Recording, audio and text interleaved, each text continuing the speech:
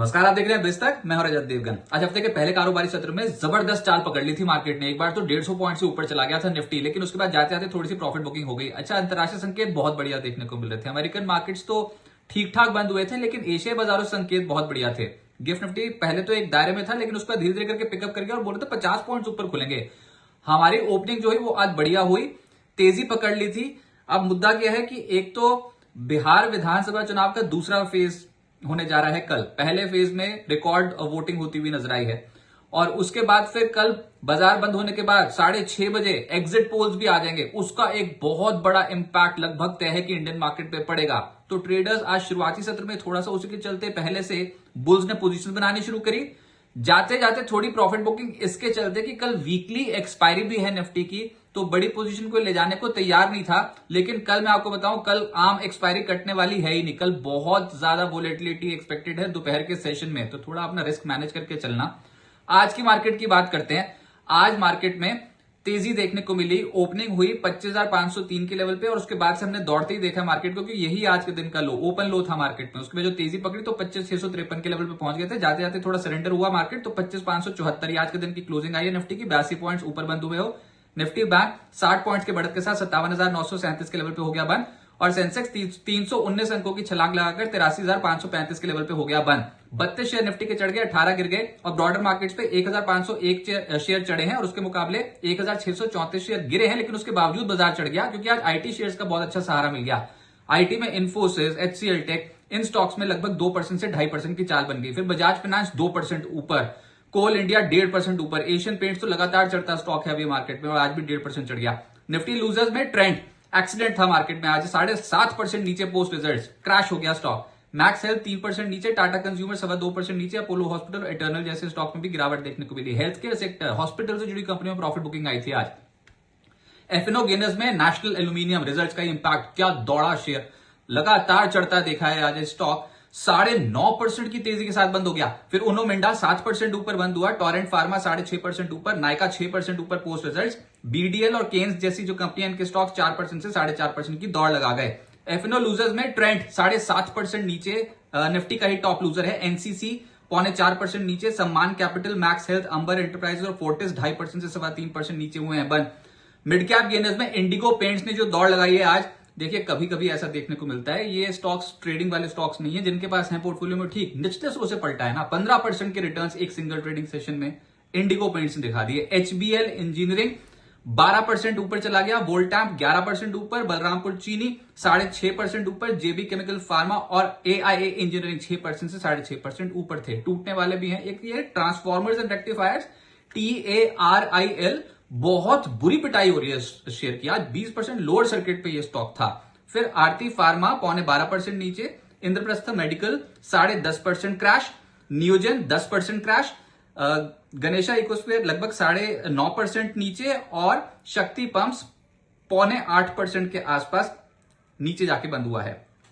Sector specific IT, सबसे ज्यादा तेजी आज आईटी स्टॉक्स में बनी है। इन्फोसिस, एचसीएल टेक, परसिस्टेंट 2.25% से 2.5% ऊपर, एलटीआईएम, एम्फेसिस, विप्रो, ओएफएसएस, टीसीएस सब स्टॉक्स ऊपर 1% से लगभग 1.5%। फार्मा शेयर्स पे बेट पॉजिटिव साइड पे लग गई, जिसमें जेबी केमिकल फार्मा सबसे तेज चला है 6.5%, टोरेंट फार्मा 6.5% ऊपर, फिर ऑरबिंदो फार्मा 2.5% ऊपर, एबॉट, इप्का लैब्स जैसी कंपनियों के स्टॉक्स भी चढ़ गए।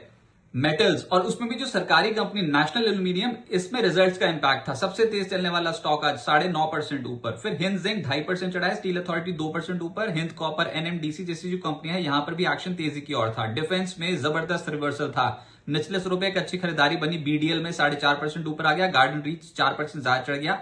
एचएएल, पारस डिफेंस, कोची शिपयार्ड और मैसडॉक जैसी कंपनियों में भी खरीदारी देखने को मिली, और एनर्जी स्टॉक्स भी पीछे नहीं थे, यहां पर भी तेजी देखने को मिली। रिलायंस पार लगभग 5% ऊपर, ये तो खैर पिटने के बाद चला है ये स्टॉक।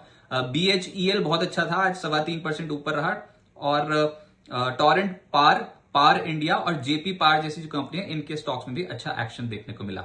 अच्छा, आज के बाजार में लेंसकार्ट की लिस्टिंग होनी थी, और ये मच अवेटेड लिस्टिंग थी। एक तो आईपीओ ओवर सब्सक्राइब होकर बंद हुआ था, लेकिन महंगा था, ये बात भी समझ में आती थी। तो लिस्टिंग कैसी हुई, उसके ऊपर अलग अलग अटकलें लग रही थी कि किस तरीके की लिस्टिंग होगी। अच्छा, बहुत ज्यादा वोलेटाइल हो गया। 1 मिनट के अंदर मैं बताता हूं क्या हुआ। 402 का इश्यू प्राइस था, ओपन हो गया 395, यानी कि लगभग 2.25% नीचे, लेकिन 1 मिनट में एकदम से 356 जाके टकराया। लगभग 11.5% टूट गया था। फिर तो हो हल्ला मचना ही था, ये तो बट खराब लिस्टिंग हो गई, खराब लिस्टिंग हो गई। 1 मिनट के अंदर अंदर, मतलब 2-3 मिनट के अंदर अंदर रिवर्सल आया है स्टॉक में आज, और क्या खरीदारी हुई है लोअर लेवल से। 403 के लेवल पे जाके बंद हुआ है। आप समझ सकते हो 356 आज के दिन का लो है और 403 के लेवल की क्लोजिंग है। नेशनल स्टोर से देखोगे तो क्या भागा ये स्टॉक, लेकिन इश्यू प्राइस के मुकाबले देखोगे, जिनको अलॉटमेंट हुई है उसमें देखोगे तो फ्लैट लिस्टिंग, पर नेशनल स्टोर से बहुत शानदार रिकवरी दिखाई थी। तो आईपीओ में तो जो खेल होना था हुआ, लिस्टिंग डे वाले दिन बहुत जबरदस्त खेल हो गया इसमें। पाइन लैब्स का आईपीओ कल निवेश का आखिरी दिन है। 0.55 टाइम्स अभी तक सब्सक्राइब हो चुका है। 210 से 221 रुपए प्रति शेयर का प्राइस बैंड रखा गया। इशू साइज है 3,900 करोड़ रुपए, 2,080 करोड़ रुपए का फ्रेश इशू, बाकी का ओएफएस, और इंडस्ट्री है फिनटेक डिजिटल पेमेंट सॉल्यूशंस। अब आगे क्या होगा देखिए, कल बिहार विधानसभा चुनाव का दूसरा फेज है। पहले फेज में तो रिकॉर्ड वोटिंग हुई थी, लेकिन कल इंपॉर्टेंट ये कि 122 सीटों पे मतदान तो है। हम जो ट्रैक कर रहे हैं, इस मतदान के बाद 6:30 बजे शाम को एग्जिट पोल, और वो इंपैक्ट डाल देंगे स्टॉक मार्केट पे। तो आप क्या समझ लो, कल वीकली एक्सपायरी निफ्टी की, बाजार कोई बिल्कुल एक रेंज में पड़ा रहेगा, सुस्त रहेगा। शुरुआती सत्र में हो सकता है सुस्त रहे, उसके बाद बुल्स और बियर्स के बीच में बहुत तगड़ी टक्कर होगी। जैसे जैसे ये चरण है वोटिंग का, ये आगे बढ़ता चला जाएगा ना फेज, और उसके बाद फिर बाजार बंद होने के कगार पे होगा। आप देखना कल के सत्र में क्या एक्शन देखने को मिलता है। तो कल कोई आम एक्सपायरी नहीं होगी, ऐसी एक्सपेक्टेशन है कि आप थोड़ा रिस्क मैनेज करके चलो पहले तो कल। ये आमतौर पे ऑप्शन राइटर्स बहुत डोमिनेट करते हुए नजर आते हैं ना एक्सपायरी वाले दिन, कल वैसे वाला दिन नहीं है। तो थोड़ा सा कॉशियस रहें, ऑप्शन राइटर सतर्क रहें, रिस्क मैनेज करके चलें। दोपहर को उतार चढ़ाव बढ़ सकता है, आमतौर पे हम ये नहीं बोलते हैं एक्सपायरी वाले दिन, लेकिन कल की एक्सपायरी थोड़ी अलग रह सकती है, क्योंकि हमको शाम को वेट करना है एग्जिट पोल्स का, और तब तक बाजार हमारा बंद हो चुका होगा। निफ्टी पर 25,700 25,800 नहीं टूट सकता अभी तक, लेकिन अगर बाजार को कुछ भनक लगी तो बाजार में गेम फाइनल आउटकम से पहले ही बनना शुरू हो जाता है। अच्छा, फिर हम तो यही सोच रहे हैं कि एग्जिट पोल भी आ जाएंगे, उसके बाद फिर 14 तारीख को काउंटिंग है फाइनल, तब तक का इंतजार कर लेते हैं। हम तो फिर भी ये सोच लें, लेकिन बाजार वैसा सोचता नहीं, बड़े प्लेयर्स वैसे सोचते नहीं। तो कुछ तो होगा, आर या पार की लड़ाई हो जाएगी, या तो ऊपर या फिर नीचे, इस तरीके का मार्केट देखने को मिल सकता है। और वो भी जो भी होने वाला, कहीं वो वीकली एक्सपायरी वाले दिन हो गया ना, तो फिर जो आप आमतौर पर बड़े बड़े पोजिशंस बना के चलते हैं, वो थोड़ा सा कल वो पोजिशंस फंस सकती है मार्केट में, ऐसा लग रहा है। अभी तक क्या तो समीकरण ये बता रहा है। आमतौर पे एक डल सेशन रहता है एक्सपायरी वाले दिन, लेकिन कल नहीं समझा जा रहा। ऊपर से गोल्डमैन सैक्स एकदम से, जब ये दूसरा चरण होने वाला है बिहार विधानसभा चुनाव का, उन्होंने एक रिपोर्ट निकाल रखी है। गोल्डमैन सैक्स भारतीय बाजार पे ओवरवेट हो गया है। पिछले साल तक तो इनको समझ में नहीं आ रहा था इंडियन मार्केट पे कुछ खरीदना है कि नहीं खरीदना। अभी ये कह रहे हैं निफ्टी का 2026 अंत तक का जो लक्ष्य है वो है 29,000। एकदम से कूद के बोल पड़े। अच्छा, डोनाल्ड ट्रंप भी अच्छा ही बोल रहे हैं अब इंडिया के लिए, तो कुछ ज्यादा खराब नहीं बोल रहे। वहां पर भी लॉकडाउन, वहां पर भी जो गवर्नमेंट शटडाउन है ये खत्म होने के कगार पे है। 40 दिन हो गए शटडाउन अमेरिका में, अगर वो खत्म हो जाता है तो वहां पर भी थोड़ा रिलीफ बनता हुआ नजर आएगा। फिलहाल आप सपोर्ट और रेजिस्टेंसेस जब तक नहीं टूटते तब तक सपोर्ट और रेजिस्टेंसेस, क्योंकि टूटेंगे सपोर्ट या रेजिस्टेंसेस, कुछ ना कुछ जरूर टूटेगा, और ये बड़ा खेल 14 तारीख से पहले पहले ही होगा। तो निफ्टी के सपोर्ट लेवल 25,440, 25,400, और ऊपर रेजिस्टेंस लेवल 25,680, 25,760। लेकिन मैं फिर कह रहा हूं कि अभी फिलहाल बाजार शांत है।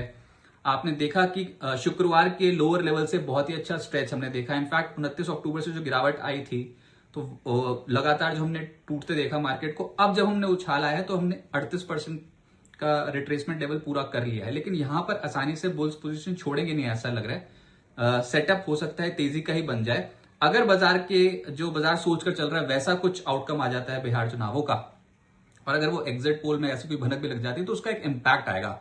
आप और हम वो जज नहीं कर पाएंगे अभी। तो अपनी पोजीशंस को, रिस्क जो मैनेज करते हैं उस पोजीशन साइजेस को प्लीज और प्लीज अपने कंट्रोल में रखिएगा। ये आम फेज नहीं होता है, जब कोई बड़ा इवेंट होने वाला होता है तो आपको अपनी पोजीशंस को अपने कंट्रोल में रखना चाहिए। और देखते हैं, पर अगर कोई अपॉर्चुनिटी भी आई, कोई डिप भी आया, तब भी आपको सिस्टमैटिक इन्वेस्टमेंट करने के बारे में ही सोचना चाहिए। लेकिन हम तो यही बोल रहे हैं कि विधानसभा चुनाव जो है बिहार के, उसका एक इम्पैक्ट इंडियन मार्केट पे ड्यू है, और देखते हैं कि क्या कुछ आउटकम निकल के आता है। लेकिन बाजार बड़ी बेट एग्जिट पोल्स पे लगाएगा।